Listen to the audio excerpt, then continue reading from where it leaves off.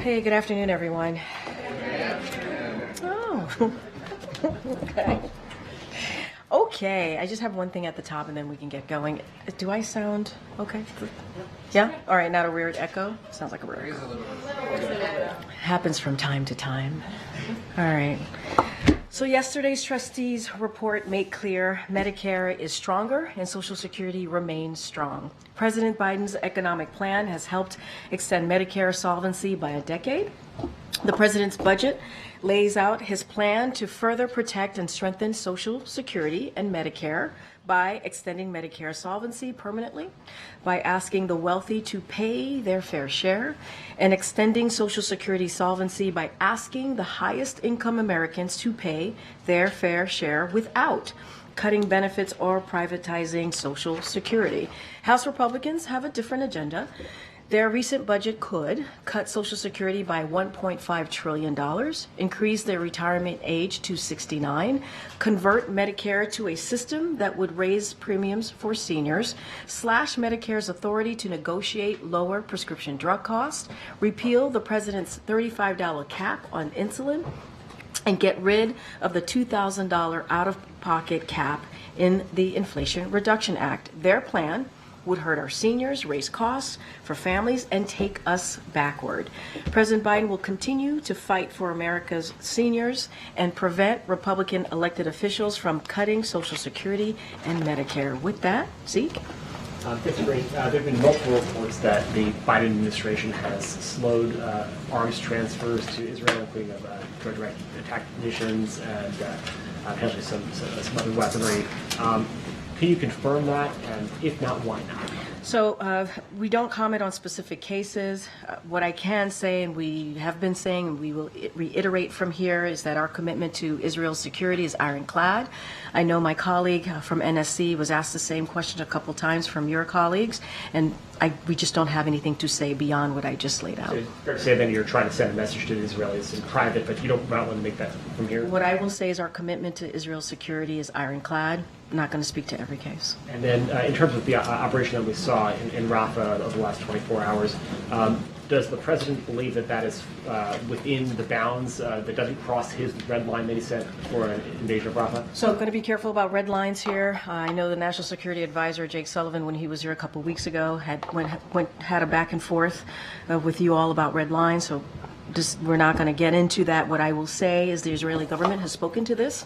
So obviously they can speak to their operations. They said it was limited. This was about making sure that designated cut of Hamas of their ability to smuggle weapons, smuggle funds, and it was a limited operation. Again, I would let them speak for themselves. And what I will say is we have been very clear from here about our concerns about a major operations. We have been very clear from here about protecting civilians. There are more than 1 million civilians that is in Rafah, a dense populated area in Rafah, more than 1 million, and we want to make sure that there are no civilian casualties here.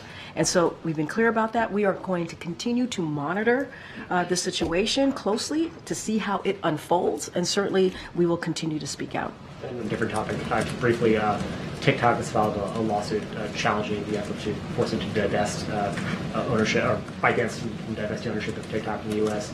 Does the White House have any response to that? So I've seen the reports. Going to be mindful here. This is obviously a litigation process here, so we're going to refer to Department of Justice on this one. Okay. On your concerns, obviously, about the risk to civilians and escalating the humanitarian crisis in Gaza, I want to follow up on something that Kirby said earlier. He said that the U.S. doesn't support an Israeli operation in Rafah that results in a higher risk to civilians and civilian casualties. But the IDF has now closed the border crossing in Rafah, cutting off aid. How does that not impact civilians? So one of the things that we've been very clear about, that the crossings that have been closed need to reopen.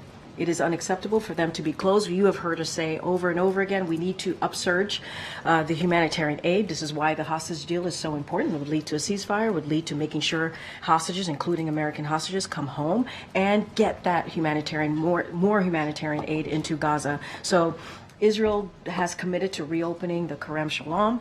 That's a conversation, as you all know, from the readout that the president had with the Prime Minister of Israel, and we want to make sure that we get that done. We've been told that that's going to happen tomorrow. We are working to move that up. Fuel deliveries through Rafah should also commence tomorrow. That's what we've been told. And we believe Rafah border crossing should also be quickly reopened for the movement of humanitarian assistance. We are insisting that there should be no disruptions of humanitarian assistance flows. It is important. We know you all obviously have been reporting on this, how dire the situation is currently in Gaza, and we want to see these two crossings open. And is it still your expectation that Israel will, alert the U.S. when it does plan, if it does plan to go ahead with a full-scale operation? So look, obviously Israel is going to speak to their own operations. We have had continuous conversations. You are all aware of the two virtual calls, virtual meetings that the National Security Advisor led.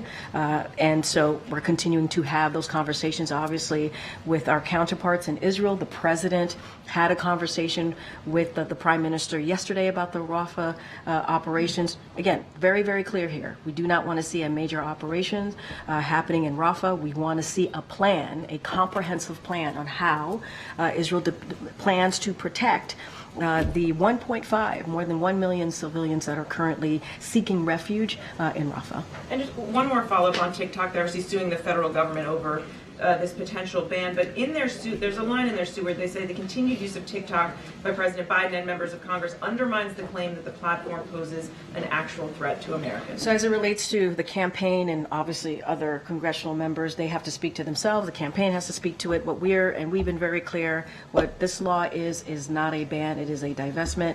I do want to be really mindful because there is a legal, obviously it's in litigation, and I just can't want to speak to that any further. Why is he still on this platform? I would have to refer you to the campaign. As president, will he commit to not using it again? It is banned. We can't use it here in government, in federal government. Okay. The president gave a speech on anti-Semitism today to mark Jewish Holocaust Remembrance Day. Are there any plans for him to give similar remarks either about the plight of Palestinian civilians or about Islamophobia and anti-Arab statements and violence? So just want to, obviously today was a very important day, and many presidents have spoken on the Hill on this day and delivered remarks about remembering the millions lost in the Holocaust and reaffirming our commitment as a nation never again. This is not the first president to have done so, and the president wanted to meet that moment. And what we have seen as well in the past several months, as you all know, is the rise of anti-Semitism here. And we have been very clear to call that out. That is hate speech. We're going to continue to do so. And, you've heard the president address the war and address the suffering that we're seeing in Gaza. You've heard him address that many times. And this also speaks to how important the hostage deal is. We're seeing talks continue in Cairo. That is important. We're going to obviously support that process. We want to see that hostage deal so it could lead to a ceasefire, lead to that all-important humanitarian aid getting into Gaza, and let's not forget bringing home the hostages to their loved ones. So the president has spoken about what's happening in Gaza, has spoken about what we're seeing there, the dire humanitarian situation, and calling for Israel to reduce. Obviously, what we see, the loss of civilians' lives is unacceptable. But no plans for anything more formal. So, look, the president has been speaking to this, has spoken to this many times. I also want to just flag that the Secretary of Education put out a letter, a Dear Colleague letter that went out to universities talking about Title VI and giving examples of anti-Semitism, but also was very clear about the hate that we have been seeing more broadly, anti-Semitism, anti-Israel, anti-Muslim, anti-Palestinian. We have seen that across campuses, across the country, obviously, in communities, and laid out our deep concerns. And so that Dear Colleague letter went out today on the same day that the president delivered this really impactful speech on a dark moment in time. And so the president has spoken about the war in Gaza and the casualties that we have seen, and we'll continue to do so. Question on the case of the Army Staff Sergeant Gordon Black, who was arrested on May 2nd in Russia. He was not there apparently on official travel, but I'm curious, what does the Commander-in-Chief make of yet another military service member going to a country he's been told not to visit? So I know the Admiral spoke to this yesterday. What I also can confirm is that there are two separate cases of U.S. citizens being detained in Russia. The State Department is actively seeking consular access to both individuals, neither of whom were in Russia on behalf or in affiliation with the U.S. government. We take seriously our commitment to assist U.S. citizens abroad and provide all appropriate assistance. We iterate, and this is kind of to your question, we iterate our strong warnings about danger posed to U.S. citizens in Russia. We have been very clear about this. State Department has been very clear about this, and we will continue to say U.S. citizens residing or traveling in Russia should depart immediately. As stated in our travel advisory for Russia, and U.S. citizens should not travel to Russia at this time, period. And we're going to continue to be very, very clear about that. For any further details on those two cases, I would refer you to the State Department. Why do Americans who don't heed those warnings warrant government assistance if they knowingly flout them? Because it's the president's, he believes it's his responsibility when American is held hostage or wrongfully detained to get them home to their families. That is a commitment that he has made.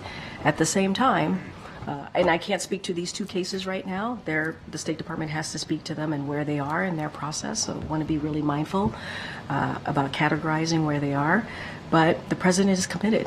It's committed to getting Americans home if they are being held hostage or if they are wrongfully detained. He believes that is his duty as Commander-in-Chief, as President, to do so. Has he conveyed any concern to the Pentagon that this is a case of yet another service member walking into another country that has hostile relations with the United States? There was the one that went to North Korea.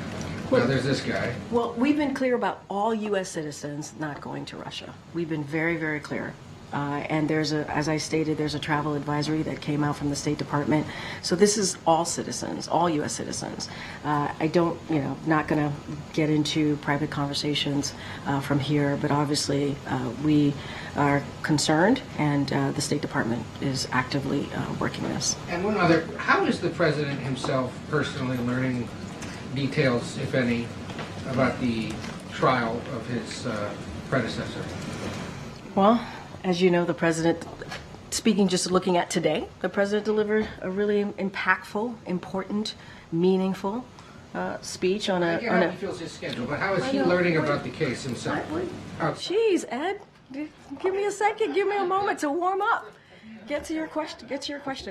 So look, the president had a really important day. You just saw him there was a pool spray, saw him interact with the Romanian president. That was important. You saw him deliver a really important, impactful speech on a day that we talk about never again, on a dark time in our history, not just here, obviously, our history more globally, and what we saw happen to a community, millions of people. And so look, the president is really busy. Obviously, he probably catches up during the day, like many of us here. But look, the president's going to focus on the American people. That's his focus. We're going to go. Sense of when he's on the Peloton in the morning, if he's watching the news, or if at night when he's done, he's going home and watching highlights. Yeah, all I can say is the president consumes the news. He pays attention to the news. I cannot speak to the current situation that is happening, that many of you all are covering right now at this moment of the former president. Can't speak to that. But the president's been, you could admit to this, right? He's had a busy day. He's been very much focused on what's going on in the world. Okay. Thanks, Karine. Just quickly on the two cases in Russia that we were just talking about, has there been an official determination that those are wrongful detention cases? I would refer you to the State Department. They will work on the official determination and be really mindful from here. That is something that the State Department works through. We're trying to make sure that they have a counselor, obviously, accessible to them. They could speak more to this. Okay. And then there was an independent investigation of the FDIC that found widespread sexual harassment and other misconduct. Does the White House still have confidence in the leadership of that organization? So obviously I would refer you to the FDIC for details on this. It's an independent agency. As you know, the president, of course, expects the administration to reflect the values of decency and integrity and to protect the rights and dignity of employees. My understanding is that the FDIC chairman spoke to this. He apologized and has committed to the recommendations that's been provided by the independent report and going to further fix the longstanding issues, obviously, that are in the report, but don't have anything beyond that.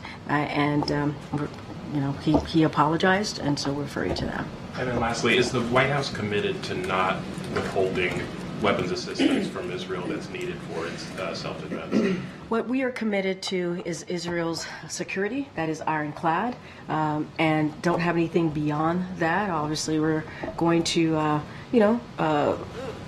look at all options that we have, continue to have conversations with Israel and our counterparts, but our commitment to Israel is ironclad as far as there is Israel's security. On the hostage deal, is the White House's view that in the first phase, all hostages who are released should be alive? I'm not going to get into details. As you know, there are talks happening in Cairo that is incredibly important, and we want to support those talks, and so don't want to get into details from here. One thing that I can say is that from our assessments, it looks like the two sides should be able to come to a deal here, or at least close the gaps to get to a deal. That's our assessment. I'm not going to get into details or specifics. Because one of the gaps seems to be that Hamas has suggested that some of the hostages that they would release would be dead. There would be bodies of hostages. Is that something that you think that I'm the going to be president would super mindful. This is there are conversations happening in Cairo. I think it's important. We're going to support those talks that are currently underway, and our assessment is that our close assessment that the two sides positions suggest that they should be able to close the gap here, and I think that's important. But it is our priority, obviously, continues to be the president's priority to get to a hostage deal, to get those hostages home to their loved ones, to make sure that we get a ceasefire, right? It'll ensure that, and it'll ensure that we surge humanitarian assistance into Gaza. As we know, as you all know, it is a dire situation right now in Gaza.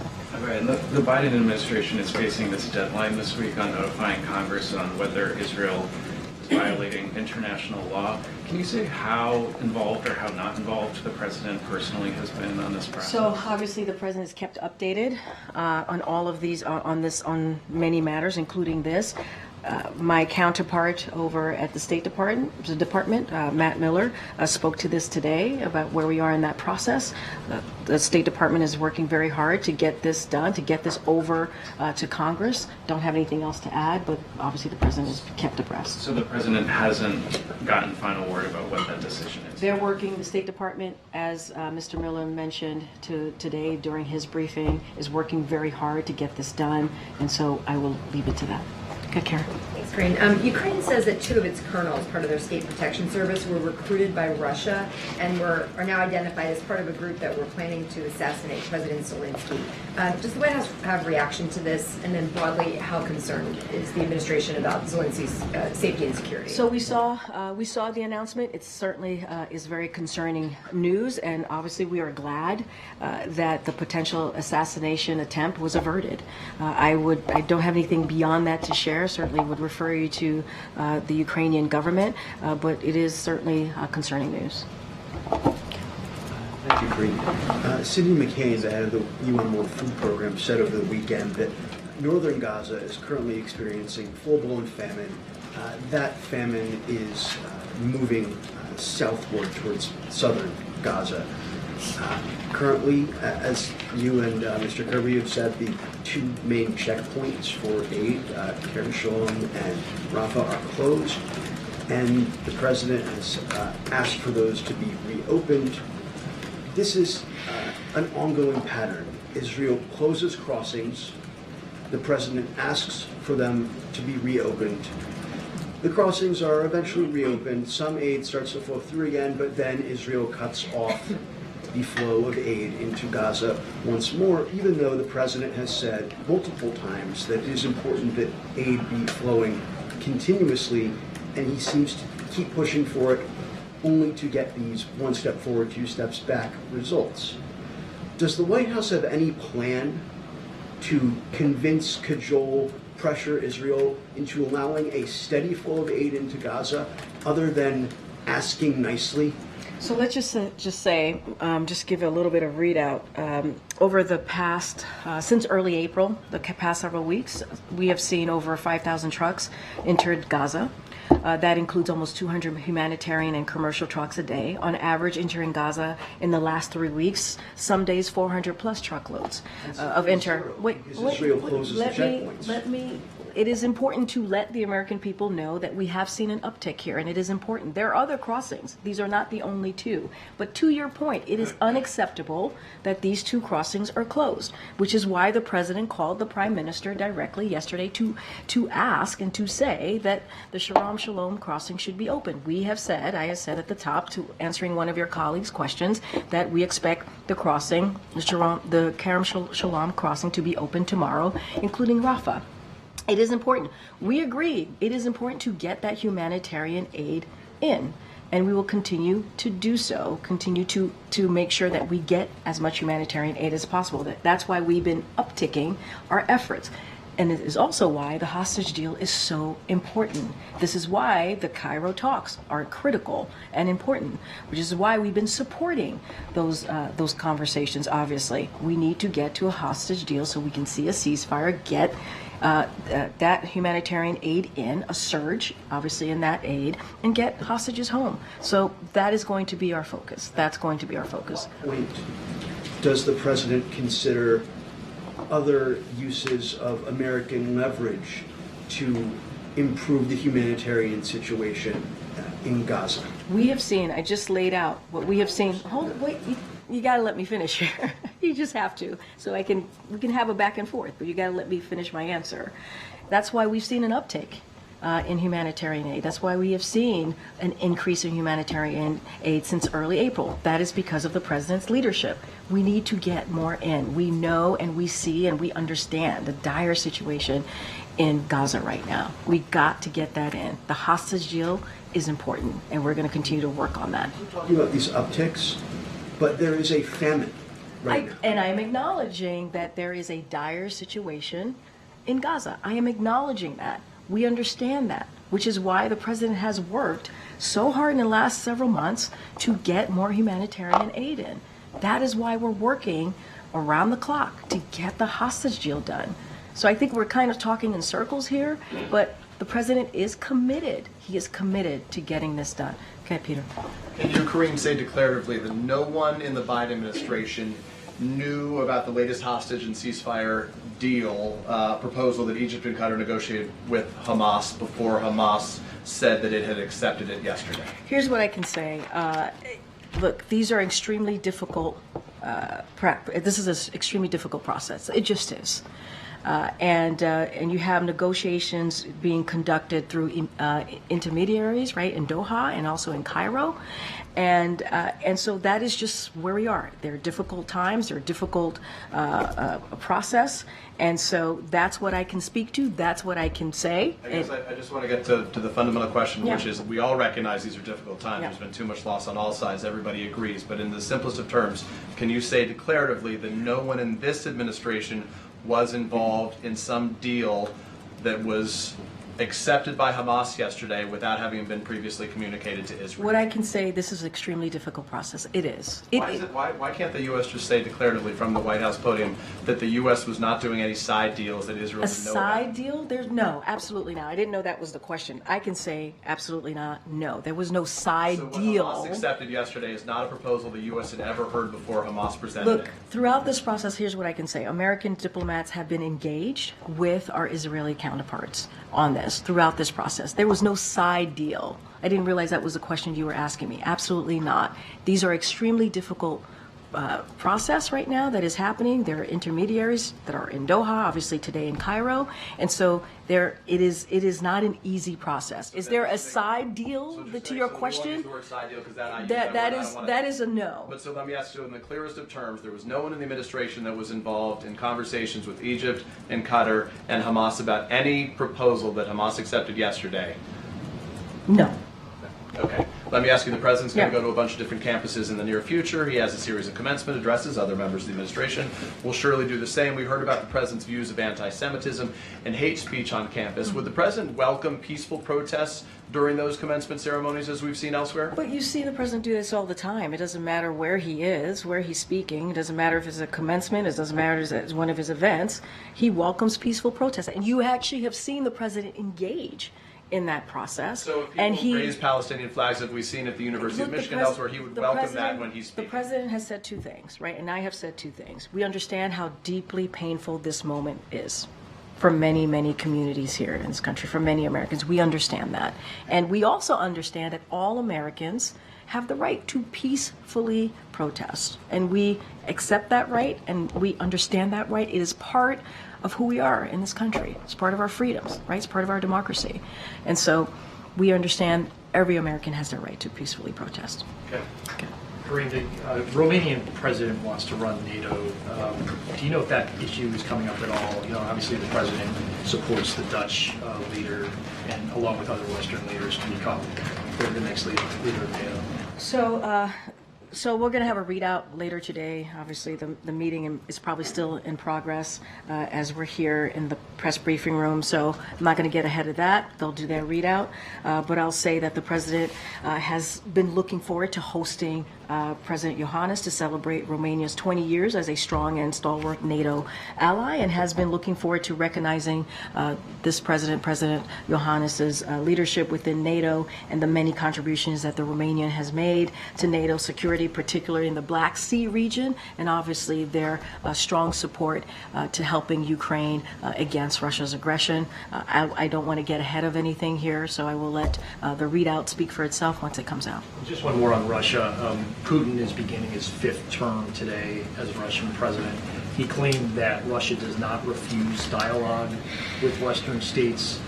Does the president have any reaction to Putin's beginning another term, and does he see this perhaps as an opportunity to attempt to resume direct communications with Putin? So let me first say that the U.S., as it relates to Russia's inauguration or Putin's inauguration, the U.S. directed its embassy not to attend the inauguration, as you know, in protest, obviously, to Russia's aggression into Ukraine. So, as you also know, under Putin's leadership, Russia launched this brutal and unprovoked war, and Russian authorities have engaged in draconian repression at home as well as aggressive actions abroad. And so I think we've made ourselves very clear here. I just don't have anything to add. Okay, Michael. Thanks, Karine. In light of the president's speech today, does the administration support the Anti-Semitism Awareness Act, which was passed the House last week, and what the president said? So I've been asked this question a couple times. Look, we appreciate Congress's effort to deal with obviously an issue, not just an issue, but anti-Semitism, which is hate, and we have denounced that over and over again and have called it abhorrent. And so we appreciate that Congress is taking action here. I know there are other efforts, legislative efforts, and so we're going to let that process move forward. But this is a president from, one of the reasons, obviously, he decided to jump into the 2020 election is because what he saw, the anti-Semitic vial that he saw in Charlottesville, wrote about it, decided to jump into the elections back in 2019, and so he has spoken against anti-Semitism throughout his career. He'll continue to do so. We're going to let Congress go through their process. Okay. On the border, southern border and border security, can you give us an update on executive actions that the president is planning? Are you planning a rollout of those actions in coming days or weeks? Don't have any announcement on any executive actions. Obviously, we look at all options. We believe the challenges at the border is a priority, important to a majority of Americans. We believe that the immigration system is not even something we believe, it's fact, has been broken for decades now, and that's why the president took action on his first day in office and put forth a comprehensive legislation Now there is indeed a bipartisan Senate agreement that should move forward, but was held back because of the former president saying that it would hurt him and asked Republicans to reject it. We want to see that move forward, and we're going to continue to call on Congress to move that forward. We believe in order to really fix what's happening with the immigration system is to move forward with that piece of legislation. The president wants to sign it and put that into law. It would be the fairest, the toughest law if he was able to be given that opportunity, and it would pass, obviously, for him to sign it. Any other actions that may come out of this administration, we always look at all potential actions that we can take, but the number one way we believe to move forward is to move with that bipartisan Senate agreement. Okay. Yeah. What can you tell us about the president's trip tomorrow to Racine, Wisconsin? We'll have more on that later today. As you just mentioned, he's going to be going to Racine, Wisconsin, to focus on investing in America, continuing that kind of that dialogue directly with the American people. And then the other parts of that trip is going to be campaign, so I would refer you to them.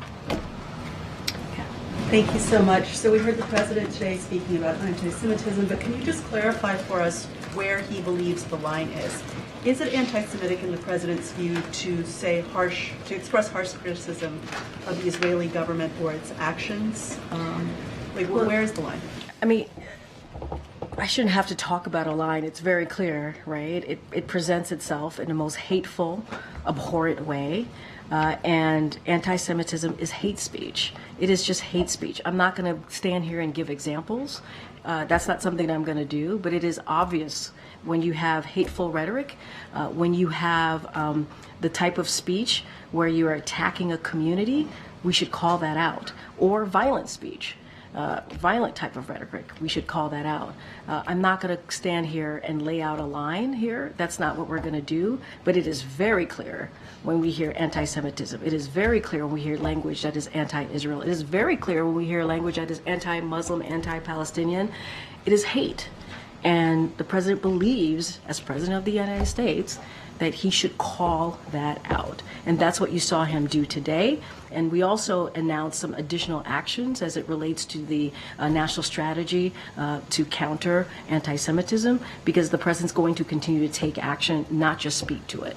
So it speaks to the intention. Let me ask you also about the president's call last week for order on college campuses. This moment is being compared to what happened in 1968, but in the intervening years, American police forces have become significantly more militarized. Did the White House provide any guidance for police departments around the country as to what order means and what actions they should and should not take? Or are you leaving them to interpret that?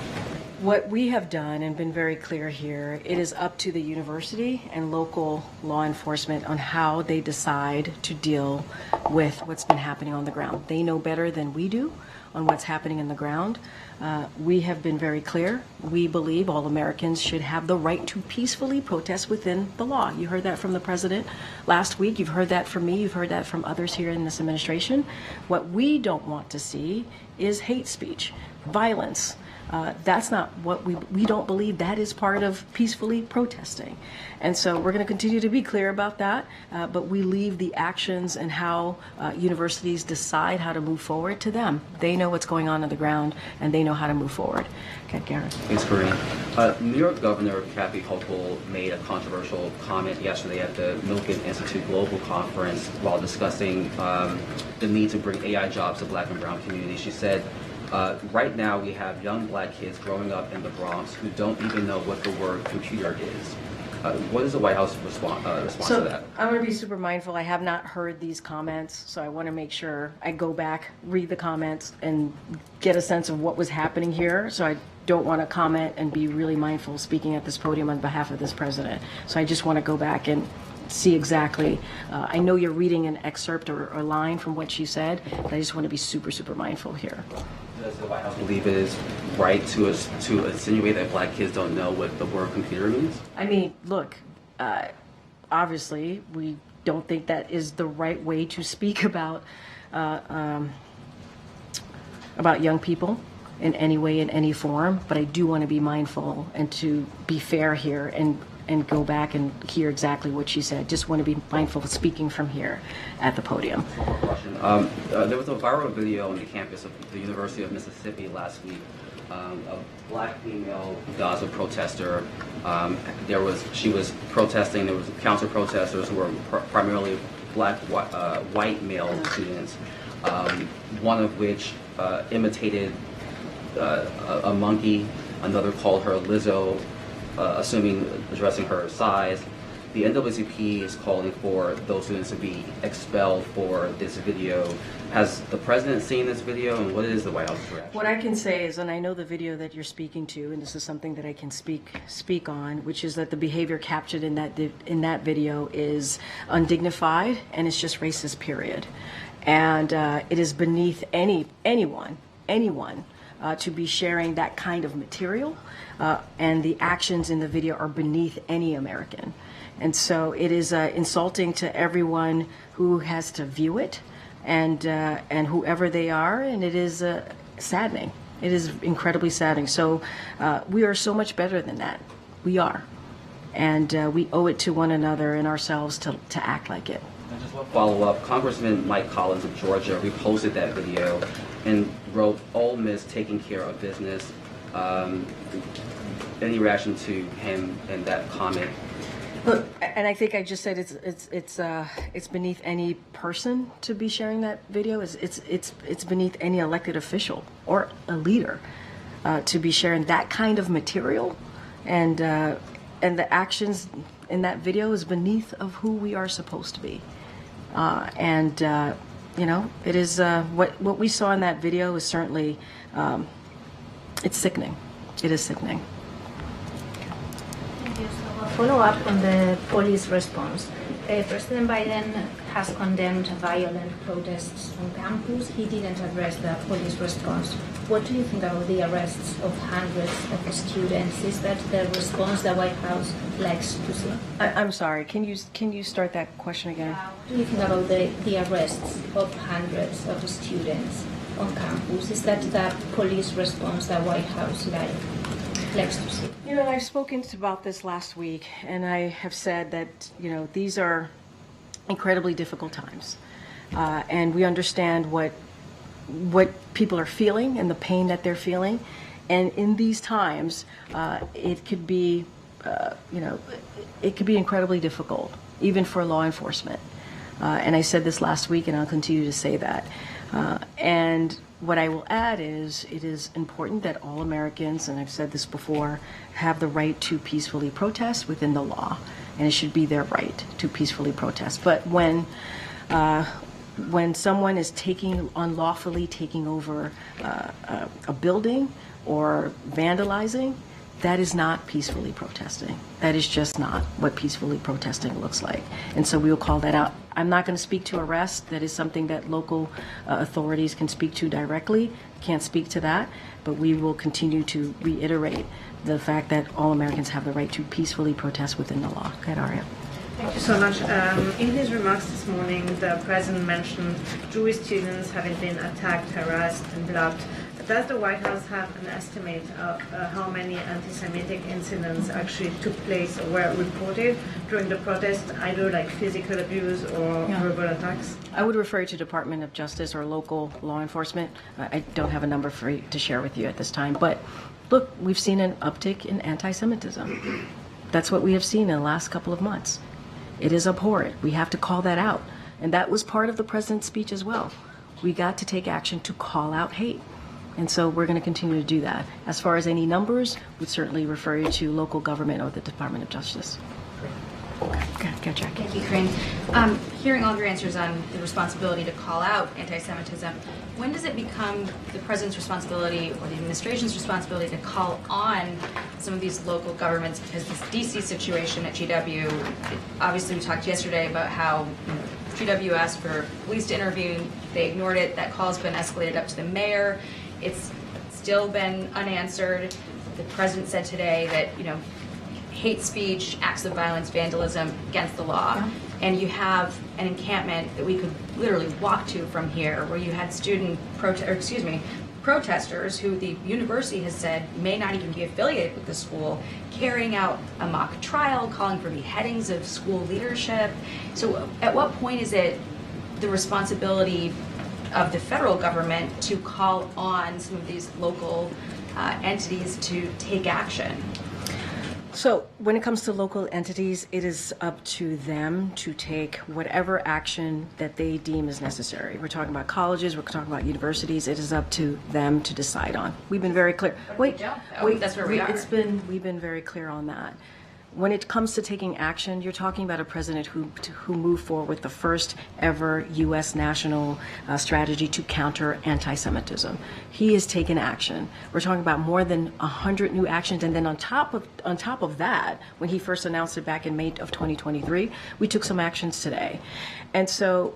We're going to, and when we talk about actions, we're talking about the Department of Education, we're talking about Homeland Security, we're talking about a whole of government effort to deal with what we're seeing, this uptick that we're seeing in anti-Semitism.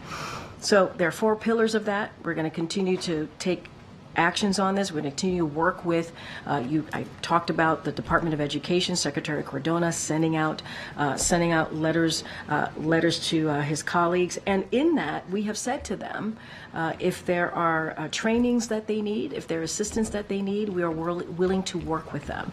As it relates to law enforcement, that is something that colleges and universities and local government have to decide on. But we've put forward something that no other president has ever done, because we see what is happening with anti-Semitism. We see that it is something that this president needs to speak to and act on, and we've done just that. Just on the messaging around the administration's ironclad commitment to Israel, how can the U.S. have ironclad commitment on one hand and then on another hand slow walk arms sales? I mean, the president said that the supplemental was imperative, and now this. How do you square that? So I'm not going to speak to the second part of your question. I just said in earlier answering to one of your colleagues, not going to speak to cases, and as you just stated in your question, our commitment to Israel's security is indeed ironclad, and we prove that. We prove that in getting that supplemental done. That is going to be incredibly important to Ukraine, to Israel, to making sure humanitarian aid gets into Gaza, gets to Sudan, gets to Haiti and other places across the globe that need that humanitarian aid. All of those things are important. 2 things could be true in the sense of having those conversations, tough, direct conversations with our counterparts in Israel, the president having his conversation with his counterpart, obviously the prime minister, and making sure that citizens' lives are protected, and getting that commitment. So 2 of those things could be true. I'm not going to speak to your question about arms sales. I'm not going to speak to that. I'm not going to speak to cases, but I will continue to commit, and the president's continue to commit, as you heard from him today in his speech, that his commitment to Israel's security is ironclad. If you want to talk to us about it, will you commit that the administration would answer to Congress about this question of the arms sales? Will administration officials answer questions from lawmakers? That's up to Congress to decide on how they want to address any questions that they have with us. I have not seen those requests. What I can tell you is our commitment to Israel's security is ironclad, and we proved that. We proved that many times over and over since October 7th. All right, guys. Thank you, everybody. Thank you.